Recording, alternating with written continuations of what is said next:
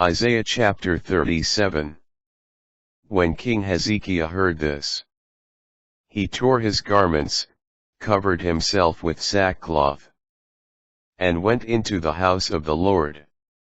He sent Eliakim, the master of the palace, and Shebna the scribe, and the elders of the priests, covered with sackcloth, to tell the prophet Isaiah, son of Amoz. Thus says Hezekiah: a day of distress and rebuke, a day of disgrace is this day. Children are due to come forth, but the strength to give birth is lacking. Perhaps the Lord, your God, will hear the words of the commander, whom his lord, the king of Assyria, sent to taunt the living God, and will rebuke him for the words which the Lord, your God, has heard. So lift up a prayer for the remnant that is here. When the servants of King Hezekiah had come to Isaiah, he said to them, tell this to your Lord. Thus says the Lord, do not be frightened by the words you have heard, by which the deputies of the king of Assyria have blasphemed me. I am putting in him such a spirit, that when he hears a report, he will return to his land. I will make him fall by the sword in his land. When the commander, on his return, heard that the king of Assyria had withdrawn from Lachish, he found him besieging Libnah. The king of Assyria heard a report: Tirhakah, king of Ethiopia, has come out to fight against you. Again he sent messengers to Hezekiah to say, thus shall you say to Hezekiah, king of Judah, do not let your God in whom you trust deceive you by saying, Jerusalem will not be handed over to the king of Assyria. You, certainly, have heard what the kings of Assyria have done to all the lands. They put them under the ban. And are you to be delivered? Did the gods of the nations, whom my fathers destroyed, deliver them? Gozan, Haran, Retheph, and the Edenites in Telassar? Where are the king of Hamath, the king of Arpad? Or a king of the cities Sepharvaim, Hena, or Iva? Hezekiah took the letter from the hand of the messengers and read it. Then he went up to the house of the Lord, and spreading it out before the Lord, Hezekiah prayed to the Lord, Lord of hosts, God of Israel, enthroned on the cherubim, you alone are God, over all the kingdoms of the earth. It is you who made the heavens and the earth. Incline your ear, Lord, and listen. Open your eyes, Lord, and see. Hear all the words Sennacherib has sent to taunt the living God.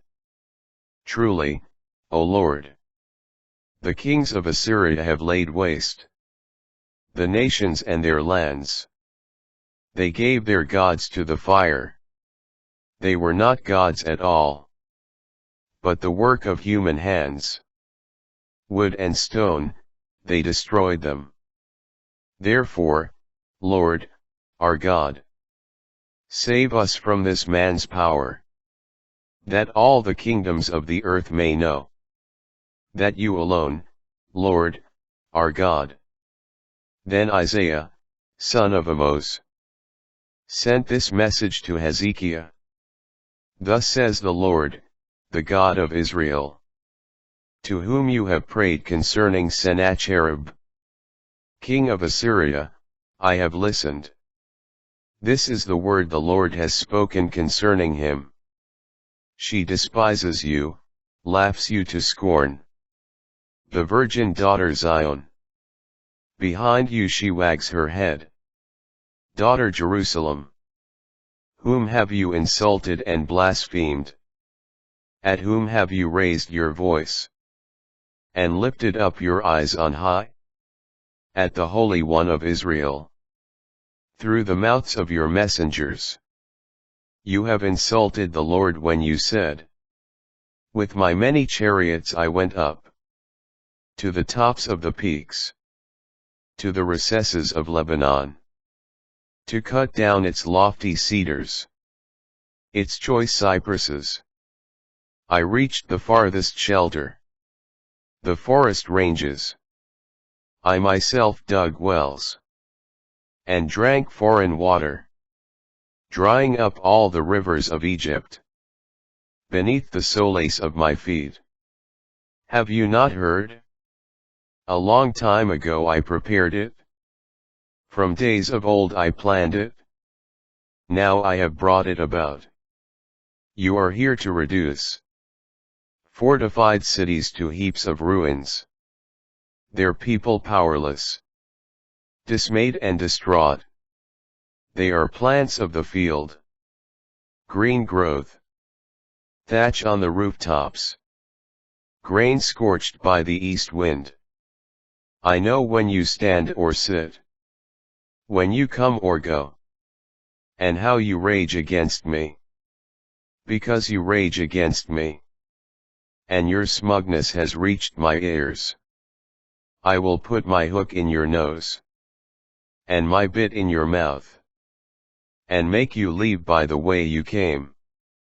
This shall be a sign for you. This year you shall eat the aftergrowth. Next year, what grows of itself. But in the third year, sow and reap. Plant vineyards and eat their fruit. The remaining survivors of the house of Judah shall again strike root below, and bear fruit above. For out of Jerusalem shall come a remnant, and from Mount Zion, survivors. The zeal of the Lord of hosts shall do this. Therefore, thus says the Lord about the king of Assyria. He shall not come as far as the city, nor shoot there an arrow, nor confront it with a shield, nor cast up a siege work against it. By the way he came he shall leave, never coming as far as the city.